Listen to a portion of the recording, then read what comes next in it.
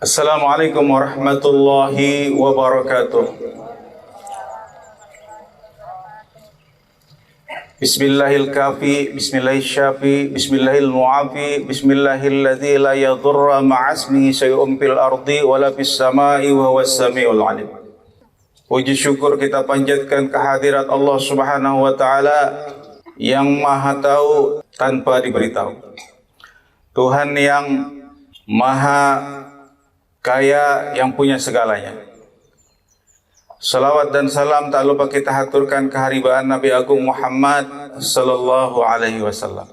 Qala Nabi sallallahu alaihi wasallam, berkata Rasulullah sallallahu alaihi wasallam, kullukum ra'in wa kullukum mas'ulun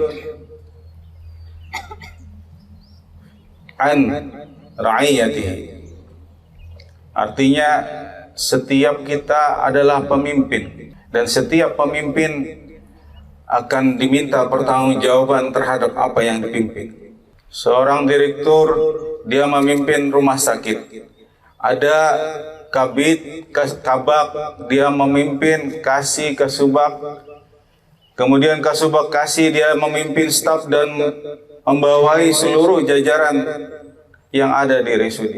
Kepala ruang, dia memimpin anak buahnya di ruangan. Komite medik, dia memimpin komite mediknya. Kemudian, dan setiap diri kita sebenarnya adalah pemimpin.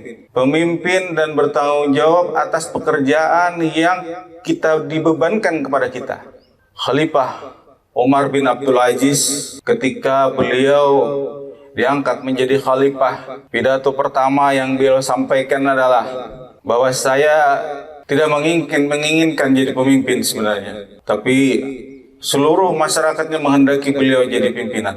Maka beliau meminta wejangan, meminta arahan dan meminta masukan bahwa jikalau, kata beliau, Umar bin Abdul Aziz melakukan sesuatu kesalahan, sesuatu yang tidak benar, pegang kerah baju saya, sampaikan, wahai Umar bin Abdul Aziz, takutlah kepada Allah.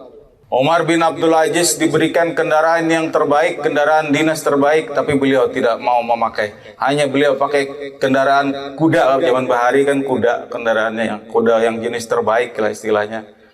Onta yang jenis terbaik, tapi beliau hanya pakai kendaraan sendiri. Kemudian beliau istana, beliau hanya menyewa. Padahal beliau adalah turunan orang yang kaya. Beliau sudah punya bisnis di Timur Tengah yang banyak, dan kekuasaannya meliputi Turkistan sampai Afrika Selatan bagian selatan. Apa yang beliau sampaikan kepada istri beliau dan keluarga beliau ketika menjabat sebagai khalifah, wahai istriku dan anak-anakku, serahkan perhiasan, serahkan harta kita untuk Baitul Mal, untuk kas negara. Jikalau engkau tidak mau, maka saya akan berikan semua perhiasan kepadamu dan kembalilah kepada orang tuamu.